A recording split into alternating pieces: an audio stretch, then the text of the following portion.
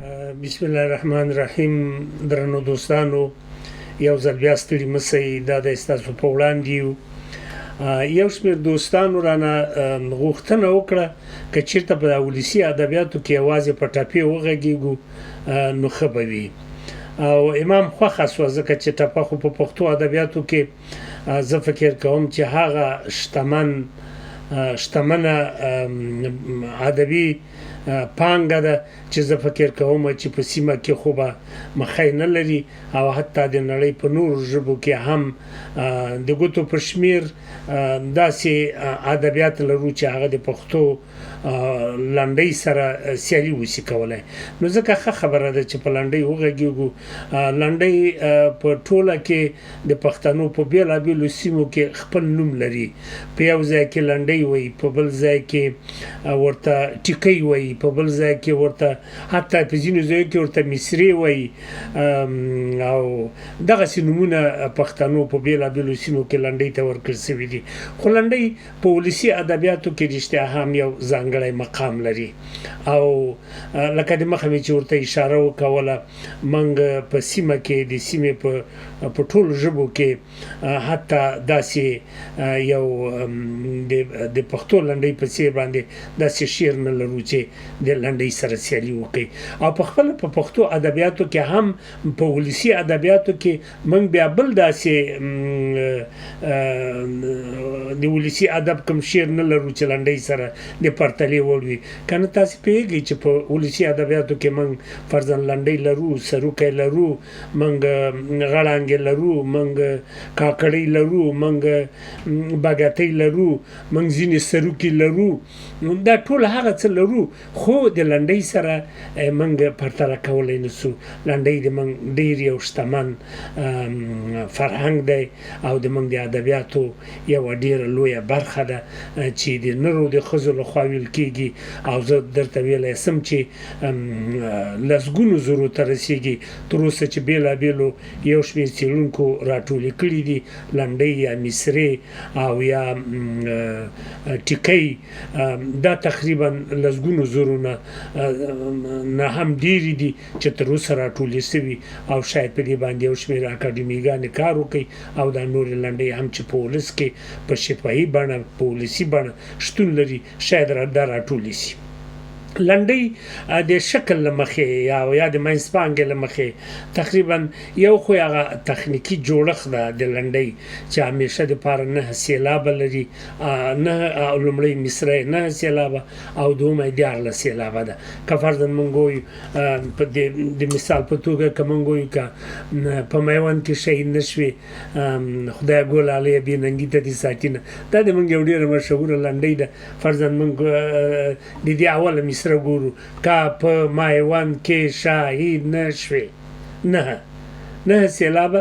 ولې دومې مصرې ته چې لاړ شو، خدای ګلالیه بې ننګي ته دې ساتینه 14. یعنې ته چې ټولې لنډۍ وګورې باید په دغه چوکاټ کې وي، په دې جوړښت کې وي. که چېرې له دې نه ووځي موږ هغې ته لنډۍ نه وایو. او بل لنډۍ شاعر معلوم نه دی چې د چا لخوا ویل شوي. حتمي ده دا خبره چې د یو شاعر لخوا خو به ویل شوي وي. هغه څوک چې شعري طبیعت لري، که هغه نر دی که ښځه، ویل شوي دي، خو شاعر پکې معلوم نه دی. د ولسي ادبیاتو یوه لویه ښېګڼه او یا یو لامل، ښېګڼه یا هر شی چې وي، خو یو لامل یې دا دی چې شاعر یې په څرګنده توګه معلوم نه دی چې د چا دی او یو چا پورې چې وتړلو. نو دا د لنډۍ ښېګڼې دي. لنډۍ بیا د منځپانګې له مخې هم تقریبا ډېره شتمنه ده. فرضاً داسې لنډۍ لرو چې هغه حماسي رنګ او خوند لري، هغه د وطن د مینې په خاطر، د خلکو سره د مینې په خاطر، هغه چې د ښځو د نورو لخوا ویل شوي دي د مینې په باب، د محبت په باب باندې. بیا که داسې لږې سره راټول کړو د ګودر په باب، د دیرې په باب، د ودونو په باب، ایندا بېلابېل نور ډېر اجتماعي ټولنیز ډول هنري او ادبي اړخونه لري چې موږ لنډۍ کولی شو، هم د منځپانګې له مخې او هم د بڼې له مخې په بېلابېلو بڼو باندې وویشو. کله چې موږ لنډۍ په د موسیقي برخې ته راولو، او تاسې پوهېږئ چې موسیقي ناوې ده او شعر یې ګاڼه.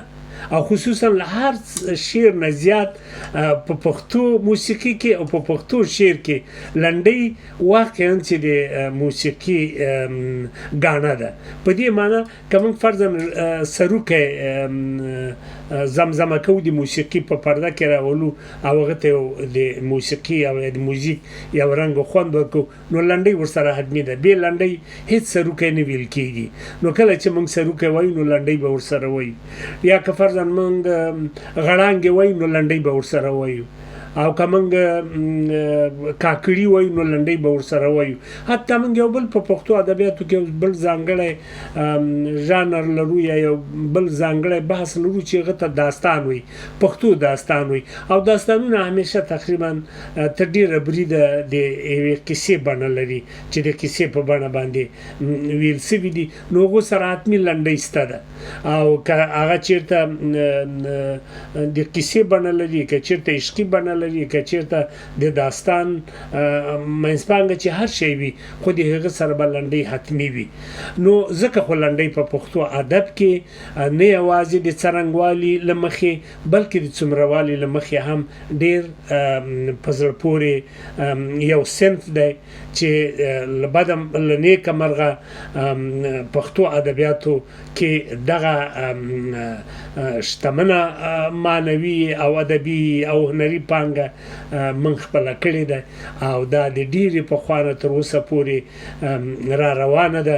نو ځکه خو موږ وایو چې په لنډۍ کې یو بله برخه د منځپانګې له مخې تاریخي لنډۍ دي چې تاریخي لنډیو تاریخ ان د پخوا زمانې ته رسېږي.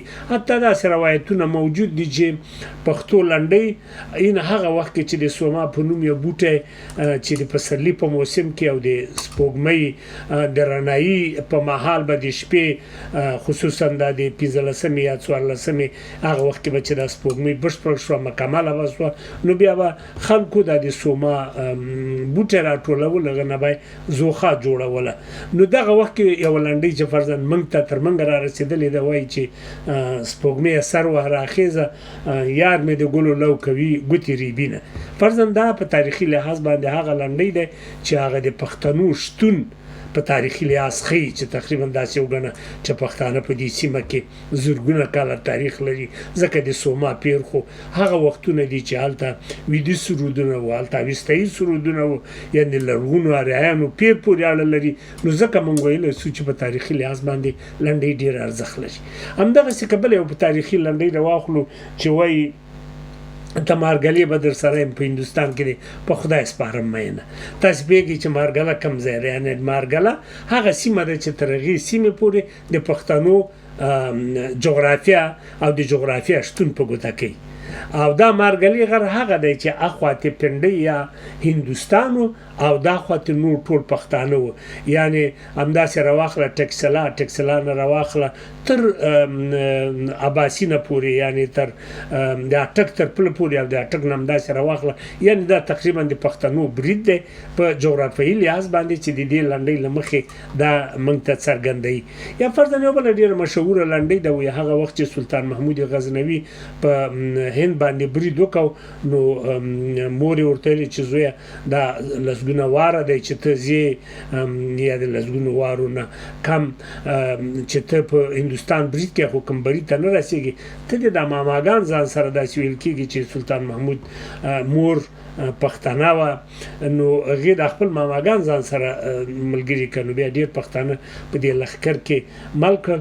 او کله چې د سومنات له پتې بېرته راګرځي نو دلته یو جلۍ یو لنډۍ وایي که د خالو لښکرې راغلې زه به ګوملې ته د یار سلام ته ځمه. یعنې خالو هغه څوک و چې د سلطان محمود غزنوي په لښکرو کې و، یو ملک و، یو خان و، یو نامتو سړی و. نو ځکه دا لنډۍ د هغه وخت نه راپاتې ده. که چېرته موږ همداسې ډېرې نورې لنډۍ پیدا کولی سو چې هغه د ګودر په باب دي، هغه د مینې د محبت په باب دي، هغه د مسافرۍ په باب دي، هغه تاریخي ارزښت لري، هغه ټولنیز ارزښت لري، هغه اقتصادي ارزښت لري. که چېرته موږ په دې باندې اوږد بحث وکړو کولی سو. نو د اوس دپاره ډېرې اوږدې خبرې پرې نه کوم. که چېرې تاسو نور هم د لنډۍ په باب باندې پوښتنې درلودلې زه دې تاسې پوښتنو ته چمتو یم. تاسې بیا یو ځل په لوی او چښتن تعالی سپارم. روغ و جوړ خوشحاله اوسئ. د اوس لپاره همدومره. درنو دوستانو او لیدونکو.